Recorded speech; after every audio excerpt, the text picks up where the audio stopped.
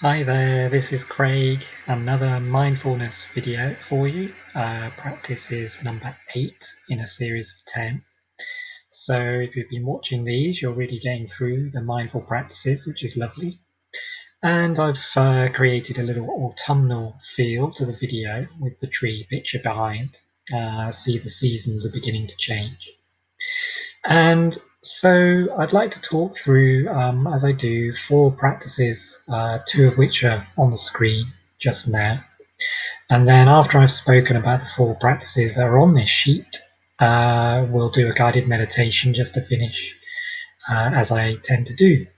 So I hope you're having a good week and that your mindfulness is being practiced and you're being more in the moment, which is what the purpose of mindfulness is being in the moment with your awareness, trying not to judge anything. If you manage to do this, then you're becoming more mindful and your awareness is getting stronger. And you find after a while that we get a sense of this first practice, gratitude.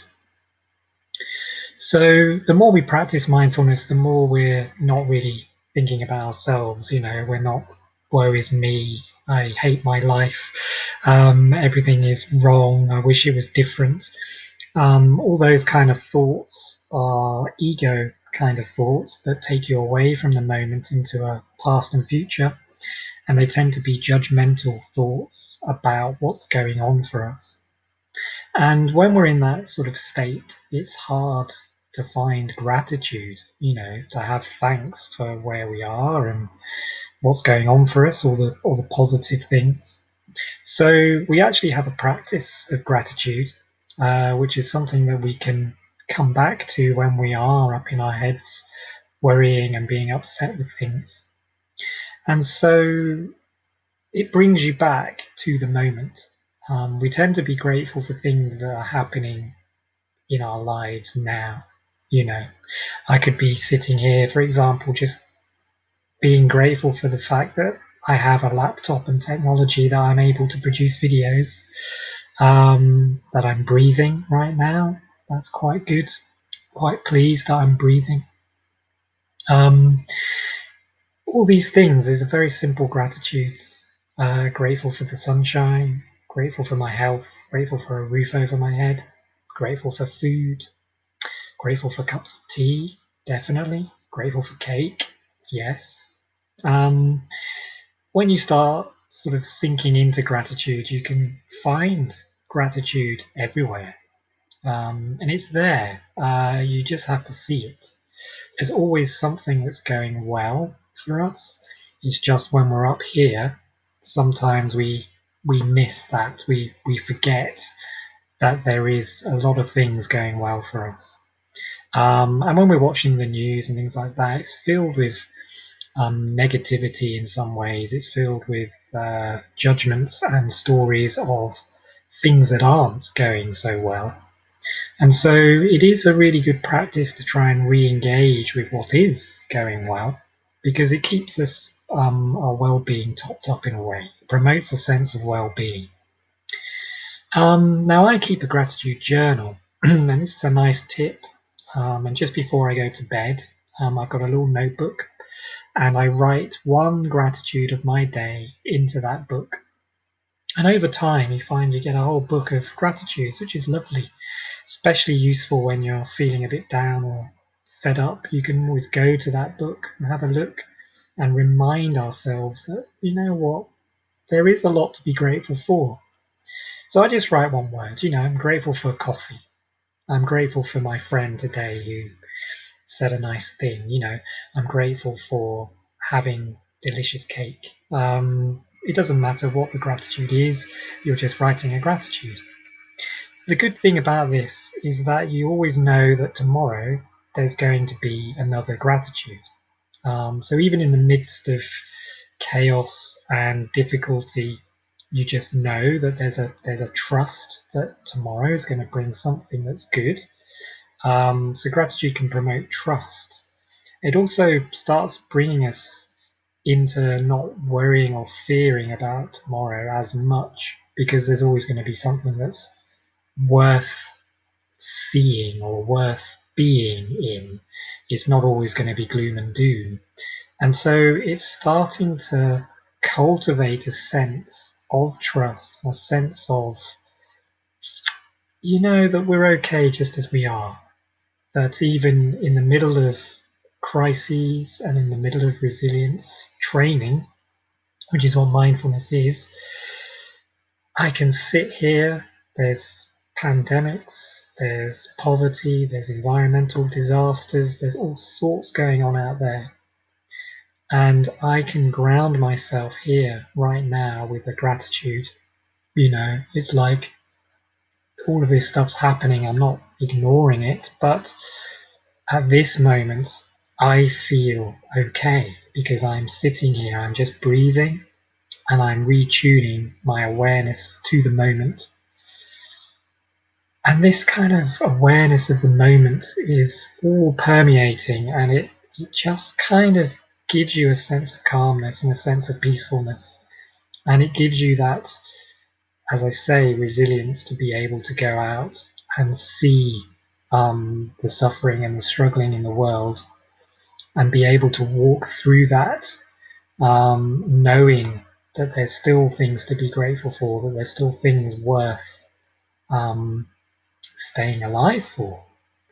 And so another thing about gratitude before I finish with thank you, is that it can be anti-materialism as well, which what I kind of mean by that is that you're kind of more accepting of where you are and who you are and what you have, rather than having that need to, strive for more things. It's like we have people who say, I'll be happy when I get a fancy car, I'll be happy when I go on holiday, I'll be happy when this pandemic crisis is over.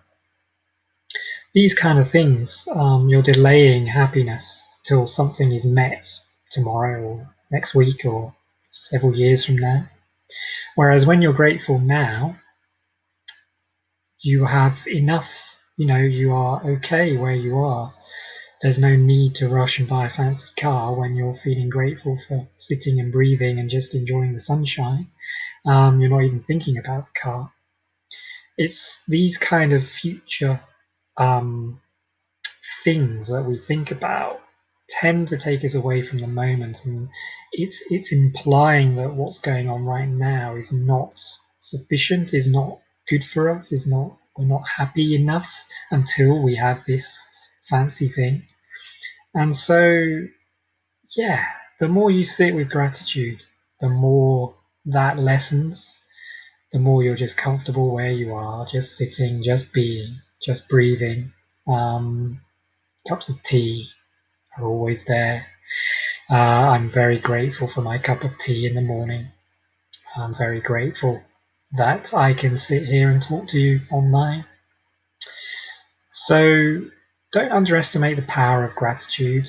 It's a very simple thing to sort of say thank you, and saying thank you to people as well is a beautiful practice, and it leads on to generosity, which is on the sheet as well. The 2 Gs, as I call these. So that's gratitude. And moving on to generosity, this is another practice.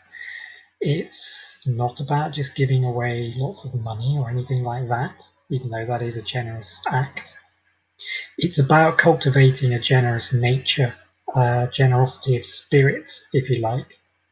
And again, it's cultivating selfless thinking. It's not the woe is me, I'm fed up, I don't like my life, if only I had a fancy car, I've run out of chocolate, I hate the rain, I hate this life, I hate the virus, I hate everything. That's very self-centered thinking. We tend to automatically think self, and we have a negative bias as well, where we tend to be judging and worrying and doubting and feeling frustrated with our lives. This practice of generosity is letting go of all those kind of thoughts and actually asking the question of, well, how do I help? How do I give? How can I ease suffering in this moment for me, but for everyone else I come into contact with. And that's what generosity is about. And when you're generous, you're giving away things, you're letting go of things. If you're helping someone, you're letting go of time for yourself, you're helping someone else. If you're complimenting someone, which is a lovely thing, or encouraging someone, you're letting go of words. So I kind of think of generosity as letting go as well. You're letting go of the past and self sort of constrained thoughts, and you're going into the moment and you're seeing what's happening in each moment because you're being mindful, and you're noticing what is needed, what the right action is, what wisdom is this present moment giving me. And it might be that, I need to give myself a generous act of self-care, of self-compassion. I'm noticing I'm tired, or I'm grouchy, or something bothered me yesterday and I'm still hanging on to it. Let go. I need to let go of the past, come back to the moment. Let me be generous with myself. Let me give myself some time off. Let me sit. Let me be. Let me drink my tea. So that's a generous act to yourself. But, obviously you can help people. We're cultivating selflessness here. So you can ease other people's suffering potentially, even if you're just thanking them or sitting with them if they're having a difficult time, or just listening mindfully, just as we do in mindful communication. We're not trying to fix anybody, but we are trying to see them and recognize what's going on for them and to help in any way we can.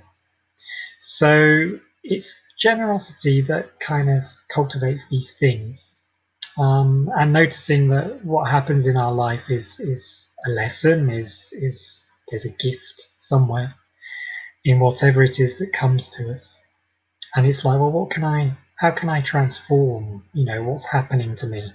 Even if I'm anxious a lot or I'm frustrated a lot, what's the lesson behind that? Can I be generous to these emotions? Can I be kind to these emotions? Can I let go of clinging on to things? Can I give stuff away? You find with this, again, talking about materialism and material things, if we're holding on to things and we're worried that we'll lose them, then again, we're in our heads, and we've got too much attachment to things.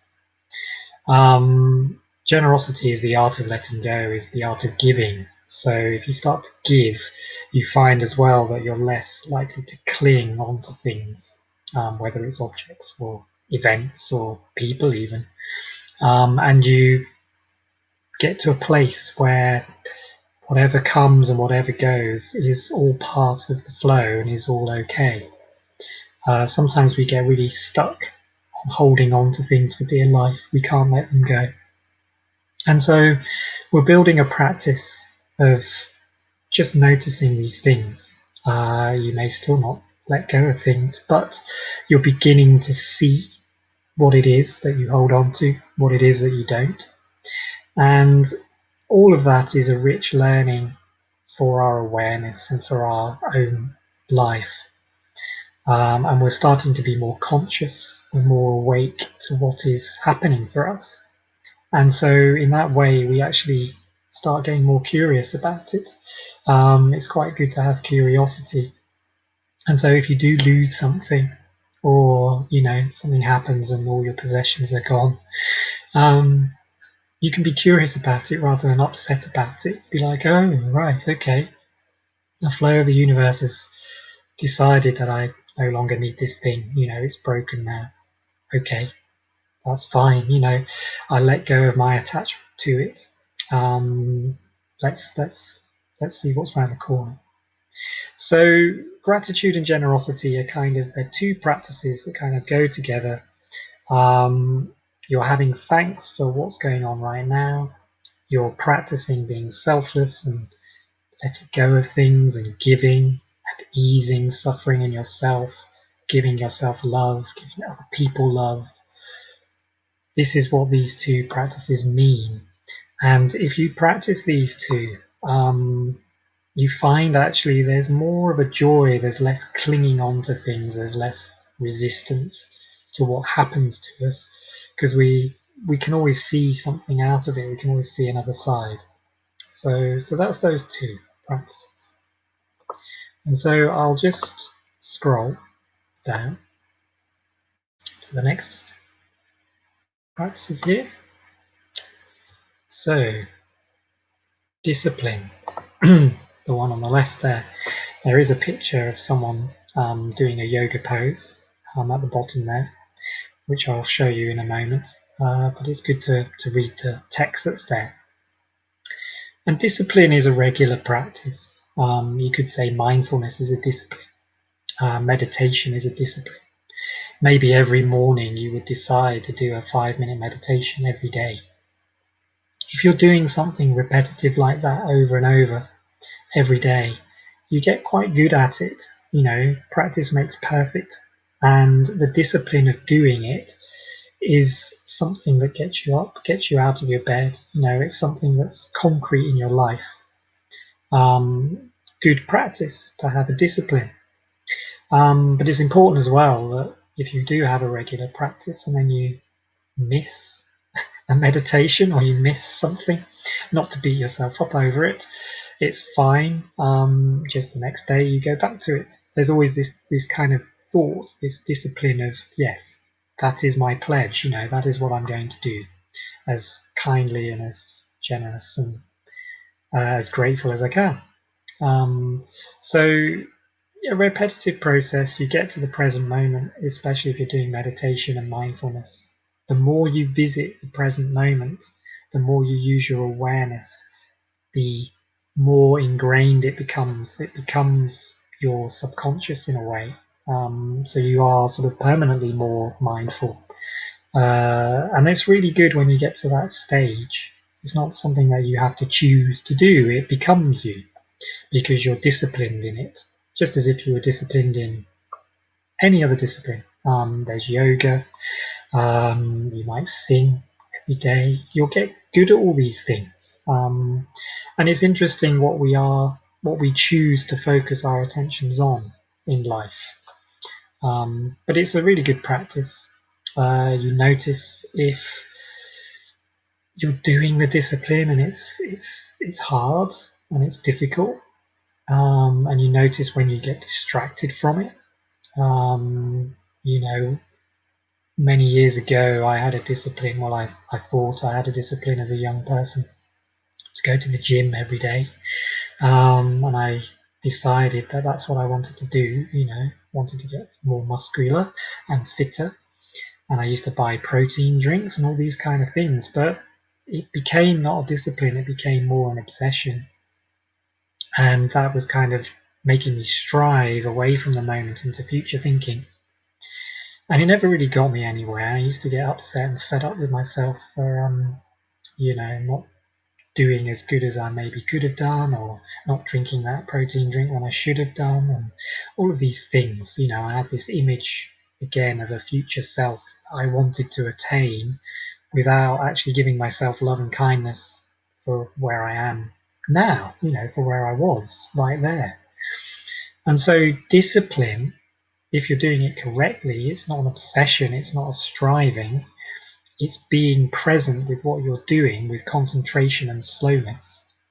So say you're doing a meditation every day, you just turn up, you know, and whatever happens is what happens in that moment. You're not then going, oh, but that meditation didn't go very well, and, you know, I want it to be just so, and it wasn't, and now I'm frustrated and fed up with it. We don't do that. Discipline is just turning up, doing a routine every day. And whatever happens in that routine is what happens, and that's okay. We accept that, you know, there's going to be off days and there's going to be days where we maybe weren't as concentrating as we wanted to. But we let go of those things. We become generous, you know, we give away our problem-solving ego, you know, our storylines, and we just come back to the regular discipline, the regular turning up, the regular being. And so cultivating a mindful discipline, and you could maybe actually choose, it doesn't have to be meditation, you could choose a task than maybe you do every day. Maybe we clean our teeth every day. So maybe you'll cultivate a discipline of mindfully cleaning your teeth every day. So whenever you just turn up to clean your teeth, you start to do it in a mindful way, brushing this part of my teeth, brushing that part of my teeth, noticing if my mind is wandering, back to my teeth, and so on. And you practice it every day. After a while, that discipline will cultivate your awareness, your shiny teeth, and it's good for you. It's good practice. So a regular turning up for something is all we need. So that's discipline. And the last one on here is forgive and start over. And this is quite a difficult practice at times. And again, it's about letting go of the past. So you can see there's a theme to the whole sheet here. This is pretty much all about letting go of things. And so forgiving, you can start with yourself, because it can be hard to forgive others, especially if they've caused you harm or have been problematic for you in the past. And often we think about the past experiences, but we start with ourselves. We start by giving ourselves kindness. We start by letting go of our ego mind.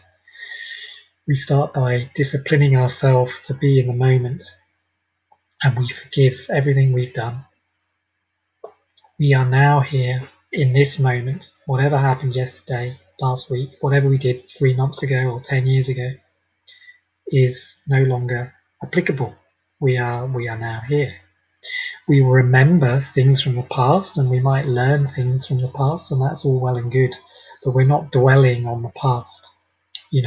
Whether we failed or made mistakes or done something wrong, now's the time. When is your time to forgive yourself? But right now. So we forgive ourselves for being human. We can acknowledge that we're feeling something. Maybe we're regretting something or feeling guilty about something. And that's great. You can breathe with your feelings. They're there at this moment. They've come to visit you. So it's like, okay, regret, my old friend. I'm breathing you in. I know you're here. This too shall pass. Everything will change. I'll be okay. But I'm forgiving myself. I affirm that I'm going to drop this burden, this past burden right now. And from this day on, from this moment on, I'm going to do my best. I'm going to try and cultivate a generous spirit. I'm going to try and have gratitude for my life. I'm just going to do my best and try and be in the moment more and more, because that's when I'll notice and see things and be able to react to things in a much calmer, gentler, better way than what I've done in the past. So I forgive myself. That's what this practice is. And if you can do that, it's incredibly powerful. And you're more likely then to be able to forgive others as well. Because everyone's human, everyone does make mistakes, everyone does say the wrong thing sometimes, wrong thing, mistakes. These are all judgments, really. They're all labels we put on things. But sometimes, we have difficult times, we have challenging times and we suffer. Some things people say can make us suffer, or what people do make us suffer. But if we be with our suffering and breathe with it and forgive ourselves and potentially the other person or people involved, then we're really doing amazing things. We're cultivating a discipline of forgiveness. We're cultivating generosity of letting go of the past. We're cultivating gratitude, moving forward, building trust in the future. We're also seeing other people's points of view. We're being compassionate. We're being self-compassionate. We're rippling out that compassion to everybody. There's no greater calling, in my view, than being kind and compassionate to everybody. And so we have to start with ourselves. So that's where this practice comes in. So that is the sheet. And I'm just going to scroll down. There we are. It says start over, and there's the picture of the yoga person as promised.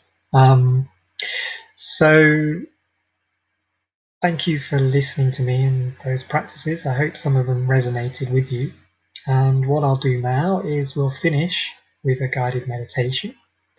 So I invite you to just relax and close your eyes. Let's ground ourselves back in the present moment.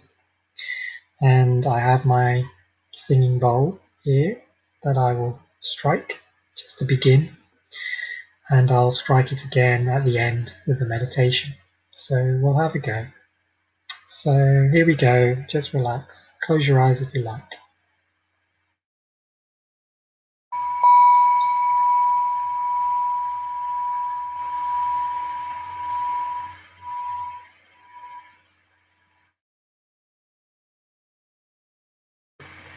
So just begin by noticing your breath, noticing your in-breath and your out-breath.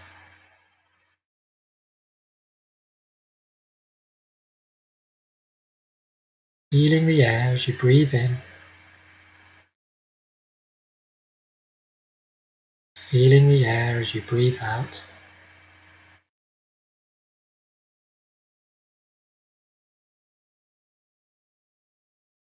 Breathing in, you know you're breathing in. Breathing out, you know you're breathing out.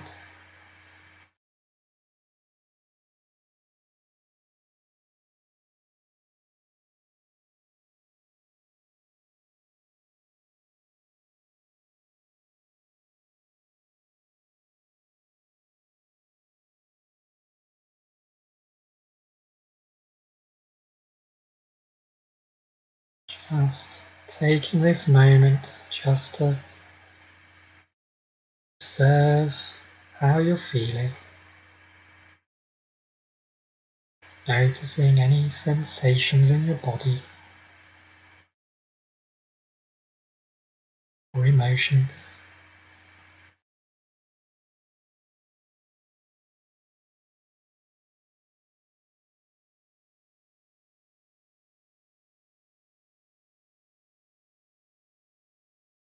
Breathing in awareness of your body, breathing out calmness to your body.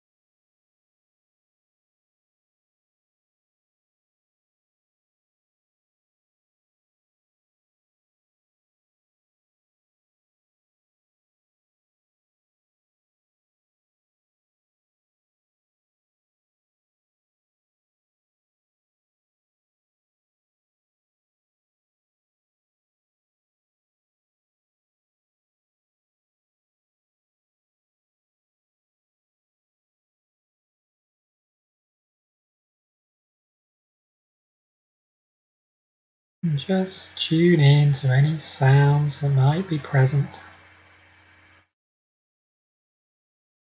Maybe you can hear your breathing or other sounds in the room. Just listen, noticing sounds or the spaces between.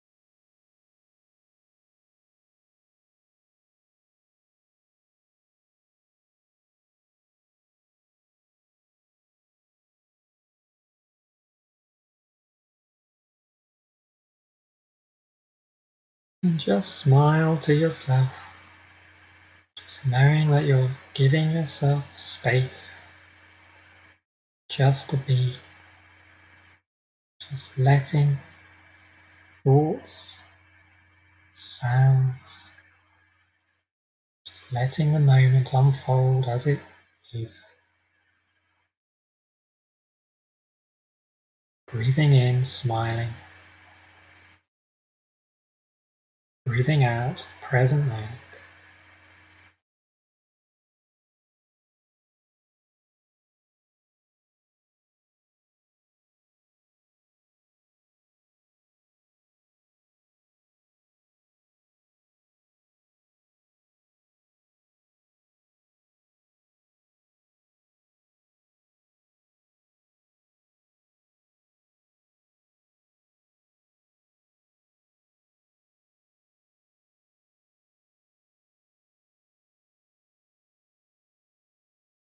So just take a few more conscious breaths.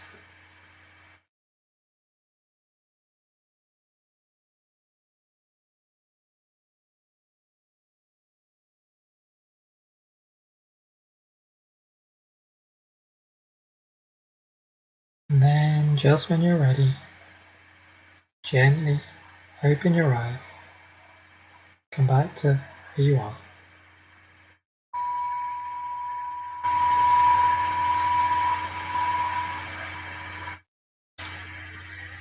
Okay, thank you. That was just a few minutes of meditation there, just to ground us and keep us into the moment. So that's us. Thank you very much for watching. Incidentally, this sheet is available on my website, www.craig-gilbert.com. Just click on the video link on the front page, and this is practice sheet number 8, Mindful Practices 8, and you'll be able to download this sheet to keep if you're so inclined. So thanks very much for watching, and I'll see you again another time. So take care. Bye for now.